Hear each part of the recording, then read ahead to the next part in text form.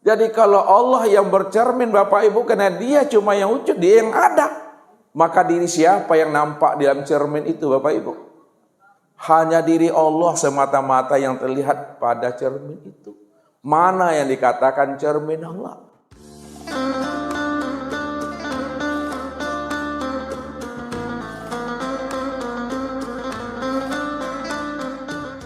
Yang dikatakan cermin Allah, inilah alam semesta. Yang dikatakan cermin Allah secara sempurna pada alam semesta, inilah pada batang tubuh Bapak Ibu ini. Maka alam dan diri kita ini adalah cermin untuk memandang akan kewujudan dan kezahiran Allah. Jadi yang mampu memandang akan kewujudan dan kezahiran diri Allah pada alam dan pada diri ini, apabila hati itu telah muncul namanya cahaya nur ilahi. Itulah hati yang telah bersih. Hati yang telah kasat, yang mampu memandang. Tapi kalau hatinya mendung, hatinya berawan, hatinya penuh dengan nipa-nipa batin, hatinya telah terantai dan terbelenggu oleh dunia nafsu dan akal fikirnya, maka hatinya itu tidak akan pernah mampu memandang akan kewujudan dan kezahiran Allah pada alam dan pada dirinya ini. Maka memandang dan menilik Allah itu adalah ke dalam diri. Makanya Rasulullah ketika akan bermi'raj kepada Allah, akan bermusyahadah kepada Allah, ini lebih dahulu dibersihkan. Ini Bapak Ibu. Kalau ini tidak bersih Bapak Ibu, walaupun kita ini rajin beribadah, kita disebut namanya orang surau, orang langgar, orang masjid, ahli zikir, ahli ibadah. Tapi apabila hatinya masih ada sifat dengki, sifat kibriat, walaupun sebesar zarah, itu adalah batu licin dan batu penaruang tuh Bapak Ibu. Ini yang terjadi.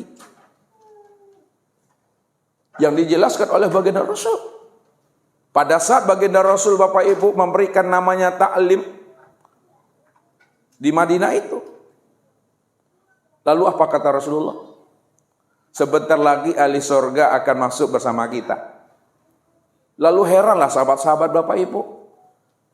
Karena yang di dalam masjid itu ada Abu Bakarnya, ada Umar, ada Utsman, ada Ali. Tapi siapa yang dimaksud oleh Rasul? Sebentar lagi ahli surga akan hadir dan masuk bersama-sama dengan kita.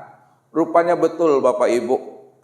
Tak lama setelah itu datanglah seseorang yang membawa sendal jepit ke dalam masjid itu, dalam taklim itu.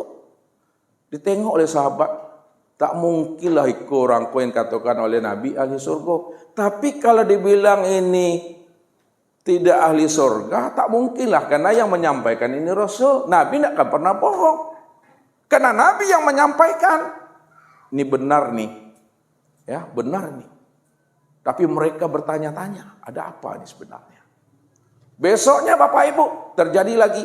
Setelah Nabi memberikan taklim kepada sahabat, lalu Nabi pun berkata kepada sahabat, sebentar lagi ahli surga akan datang dan masuk bersama kita di sini mendengarkan taklim. Ditunggu-tunggu juga, rupanya yang masuk itu Bapak Ibu yang semalam jurang ya. Masuk juga Pak itu yang masuk rupanya. Apa iyo tindak lah apa ya? Dikecekkan indak yang menyampaikan Nabi. Tak mungkinlah Nabi berbohong. Dilihat wajahnya, dilihat cara dia berpakaian. Tak meyakinkan Bapak Ibu. Orang tak dikenal. Itu maksudnya. Hari ketiga begitu juga Bapak Ibu. Masuk juga lihat. Kata Rasul, sebentar lagi ahli surga akan datang. Ditunggu-tunggu juga rupanya yang masuk beliau juga Bapak Ibu. Yo enggak. Itu juga berkata juga hati. Tapi dibilang tidak, Nabi yang menyampaikannya. Kalau Nabi yang menyampaikannya pasti ini adalah ahli surga. Rupanya di dalam itu Bapak Ibu, karena banyak sahabat di sana. Salah seorang yang bernama Abdullah bin Amr. Dia ingin tahu siapa orang ini sebenarnya. Kenapa dikatakan Nabi beliau itu ahli surga. Ditelusurinya lah beliau ini. Setelah taklim Nabi selesai, keluar dari masjid, tanpa disadari oleh seseorang tadi, rupanya Abdullah bin Amr membuntuti Bapak Ibu. Di kuanya beliau tadi, di mapak ko tinggal. Ditelusuri-telusinya, rupa beliau ko tinggal di pinggiran kota Madinah. Orang deso. Ya kan? Kalau tahu, oh situ apa itu tinggal. Besok Abdullah datang ke rumah itu Bapak Ibu. Tapi beliau itu datang menyamar sebagai seorang musafir. Orang yang dalam perjalanan. Beliau ingin menginap 3 hari di sana. Ya, karena beliau ingin menginap di sana, lalu apa alasannya? Alasannya sudah jelas bahwa beliau ingin tahu apa amalan Bapak ini sampai-sampai Nabi mengatakan di ahli surga. Jadi disitulah Abdullah bin Amr itu buat cerita. Dia mengatakan dirinya sebagai seorang musafir ingin menginap beberapa malam. Diizinkanlah oleh beliau Bapak Ibu. Malam pertama Abdullah ini sholat tahajud Bapak Ibu. Sholat tahajud. Selesai sholat tahajud, rupanya yang bapak yang dibilang oleh Nabi tadi itu ahli surga, lalu senya, bakar ruasnya lalunya, ngorok pula. Jadi paginya bakal tahu lah hati gua. Apa benar bapak nih ahli surga? Saya sholat tahajud, bapak ini nggak ada sholat tahajud, lalu senya di rumahnya. Habis itu dulang balik, dah sholat tahajud. Datu Abdullah bin Umar tadi itu bantainya sholat duha Bapak Ibu. Allah sudah sholat duha. Apa tadi itu? Allah ada sholat duha do. Masa salat diang saya kerjonya. Masa saparang. Apa betul ini yang katakan Nabi di ahli surga? Saya ini sholat duha, dia tidak ada sholat duha. Masa saparang saya. Lalu ditanyalah oleh Abdullah, Bapak kerjanya apa? Saya ini petani kurma. Jam berapa Bapak pergi? Jam 8:30. Mulai dari jam 8:30 yang katakan beliau mau pergi itu, beliau tidak ada sholat duha satupun Bapak Ibu. Abdullah sholat duha dia. Sampai pulau balik ke rumah balik.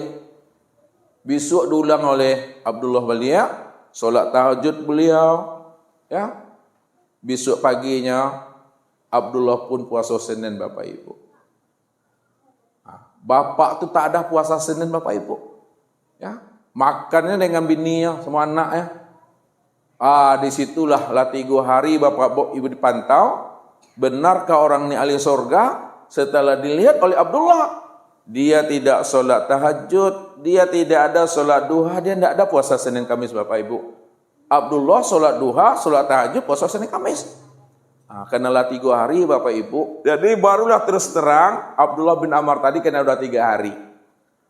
Wahai Bapak, saya minta maaf lebih dahulu sama Bapak. Saya sebenarnya bukanlah seorang musafir. Saya sebenarnya ingin membuntuti dan ingin tahu apa amalan Bapak yang sebenarnya. Karena ketika Bapak belum sampai sholat di masjid dengan Rasulullah, Rasulullah sudah katakan sebentar lagi ahli surga akan datang dan masuk dengan kita di masjid ini. Rupanya yang masuk itu Bapak. Hari kedua Nabi juga begitu. Tak lama lagi ahli surga akan hadir. Bapak juga yang masuk di situ. Hari ketiga juga begitu. Sebentar lagi ahli surga akan masuk. Bapak juga yang masuk masjid itu. Makanya saya ingin tahu apa amalan Bapak. Sehingga Bapak dikatakan oleh baginda Rasul sebagai ahli surga. Namun setelah saya sampai di sini. Sudah bermalam di sini 3 hari. Saya sholat tahajud, Bapak tidur aja. Saya puasa Senin Kamis. Bapak nggak ada puasa, makan aja. Saya sholat duha, Bapak nggak ada sholat duha. Lalu apa sebenarnya amalan Bapak? Kata Abdullah. Apa kata beliau? Wahai Abdullah, apa yang engkau katakan itu benar. Ya, engkau sholat tahajud, aku tidak sholat tahajud. Benar itu.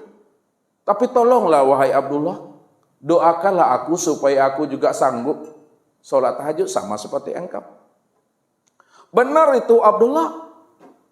Ya, engkau itu mampu puasa Senin, tapi aku tak mampu puasa Senin. Tapi tolonglah doakan aku kepada Allah supaya aku mampu puasa Senin.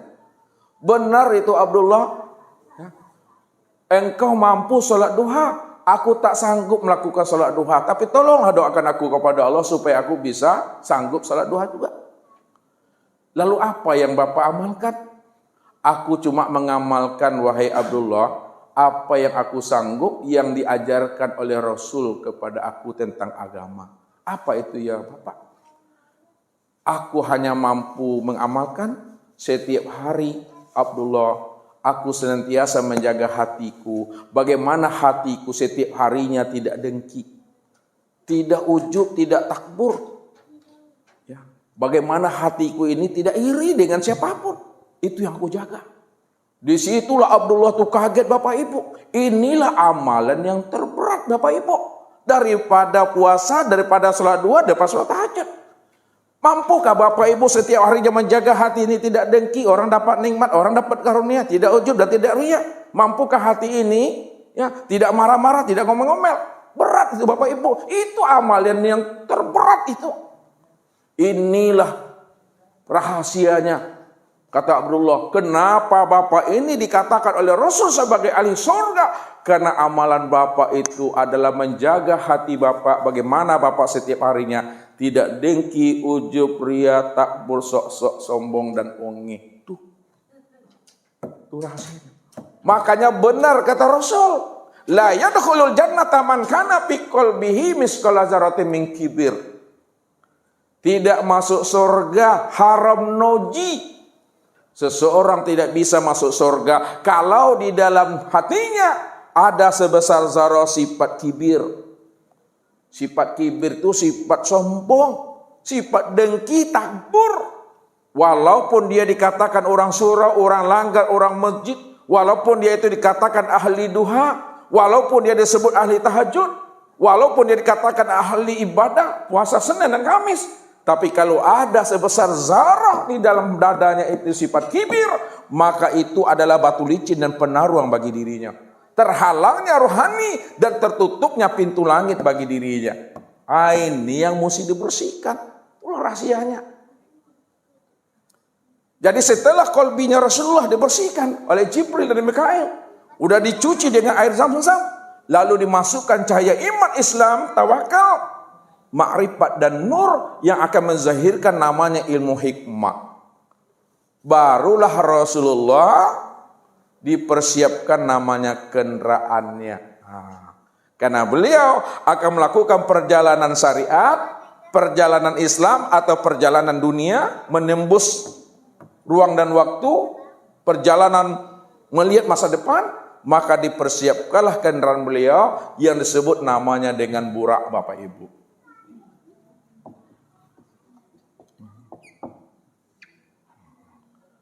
Jadi burak itu Bapak Ibu kendaraan dari alam surga. Burak itu artinya kilat. Menggambarkan dan menceritakan begitu kencang dan lajunya kendaraan Nabi. Secepat kilat Bapak Ibu. Nah, ini secara syariat. Menggambarkan atau melukiskan kecepatan kendaraan Rasulullah itu. Kendaraan daripada alam surga. Tapi itu bukan yang sebenarnya. Imajinasinya Bapak Ibu. Secara syariat, karena dia akan melakukan namanya Isra, perjalanan, tentu ada kendaraannya. Namun secara ilmu tarikat, lihat, secara ilmu tarikat yang burak itu bukanlah kuda seberani, tapi secara ilmu tarikat yang dikatakan burak itu adalah nur.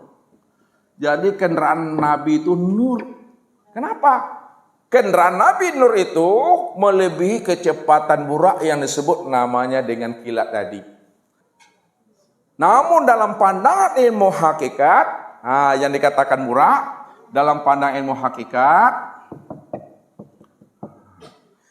burak itu tidak lain adalah ilmu ma'rifatullah. Ilmu maksudnya Bapak Ibu, ilmu ma'rifat.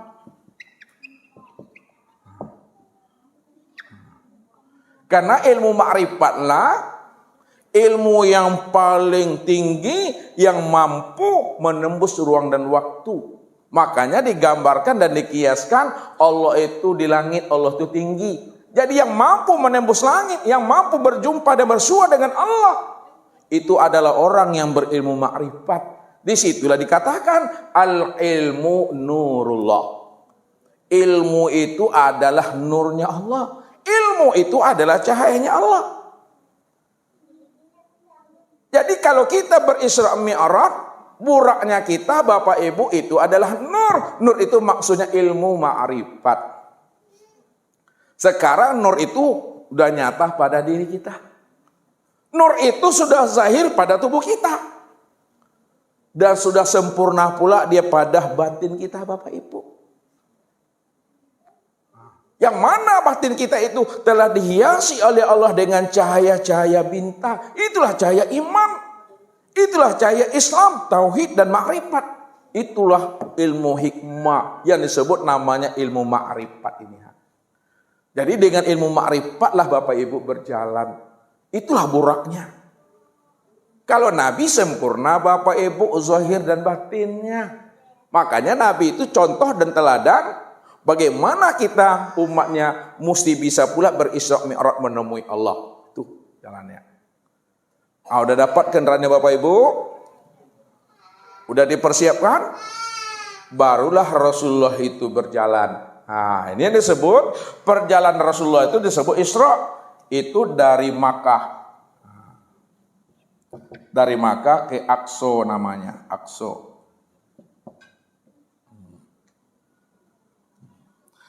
Perjalanan dari Makkah ke Aqsa ini disebut namanya Isra, perjalanan malam. Ya. Dari Makkah ke Aqsa tidak langsung Bapak Ibu. Dari Makkah ini Rasulullah itu ya singgah berhenti sebentar namanya di sebuah tempat Thaibah namanya Bapak Ibu. Nah, Thaibah. Thaibah itu nama sebelumnya disebut namanya Yasrib. Setelah Yasrib baru Thaibah. Setelah Thaibah baru dikenal namanya sekarang Madinatul Munawwarah. Di sinilah Rasulullah itu sholat sunat 2 rakaat. Padahal beliau akan mengambil perintah sholat, tapi tidak sholat di situ. Jadi sholatnya Rasulullah itu Bapak Ibu mengikuti syariat kodim. Syariat para nabi dan rasul sebelum beliau. Belum sesempurna seperti kita sholat sekarang ini. Sholat sunat sini. Lalu bertanyalah Rasulullah, wahai Jibril, itu apa nama tempatnya Jibril, tempat kita barusan sholat tadi? Ya Rasulullah, itu namanya Thaibah. Itulah negeri yang mana nanti engkau berhijrah ke sana. Itu namanya Thaibah. Dari Thaibah terus Rasulullah melanjutkan perjalanan Bapak Ibu sampai Rasulullah itu namanya di Madian. Di Madian ini Rasulullah berhenti dengan Jibril juga sholat 2 rakaat di sini. Rasulullah bertanya lagi, apa namanya Jibril? Itu namanya adalah Madian, tempat di mana Nabi Musa keluar dari kota Mesir pada saat dikejar oleh Fir'aun. Itu di Madian. Di Madian terus Rasulullah melanjutkan perjalanan lagi sampai Rasulullah itu namanya di Tursina. Berhenti lagi Rasulullah di sini. Sholat 2 rakaat lagi. Apa nama tempat kita berhenti tadi ya Jibril? Tempat kita berhenti sholat tadi ya Muhammad, itu namanya Tursina. Mengingatkan peristiwa Nabi Musa mendapatkan tongkat yang bisa berubah jadi ular. Kemudian Rasulullah terus sampai namanya di Bethlehem, Baitul Lahmun. Bait Al-Lahmun. Bait Lahmun itu artinya rumah daging. Di sini Rasulullah juga sholat 2 rakaat Bapak Ibu. Sholat 2 rakaat di sini. Apa nama tempatnya ya Jibril? Itu namanya Bethlehem, Nazaret. Itu mengenang peristiwa Isa dilahirkan oleh ibundanya. Siapa nama ibunya, Bu? Siti Maryam. Barulah Rasulullah sampai di Aqsa. Aqsa yang di Palestina itu. Ya, kota suci Al-Quds. Ini dia sini.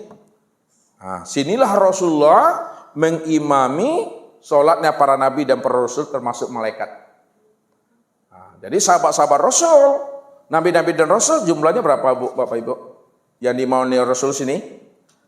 Nabi-nabi dan rasul 124.000 nih. Rasulullah imamnya termasuk malaikat tuh. Sholat di sini. Makanya perjalanan Rasul dari Makkah ke Aqsa disebut Isra. Inilah perjalanan menembus ruang waktu, perjalanan masa depan. Dikatakan perjalanan masa depan menembus ruang dan waktu karena dari perjalanan Makkah ke Aqsa disitulah Rasulullah diperlihatkan Allah. Tamsilan-tamsilan, slide-slide, gambar-gambar bagaimana keadaan umatnya.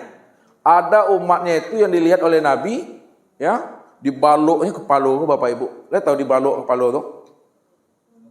Di tokonya, hancur kepala itu Bapak Ibu, merang-raung dia, kena sakit, kemudian sembuh kembali, dihancurkan lagi, meraung lagi, menahan perih sakit itu, sembuh kali, dipukul lagi, hancur. Itu aja kerjanya Bapak Ibu. Ada pula yang menguntiang-untiang lidah itu Bapak Ibu. Ya, diguntiangnya lidahnya itu panjang balik, guntiang lidah panjang balik.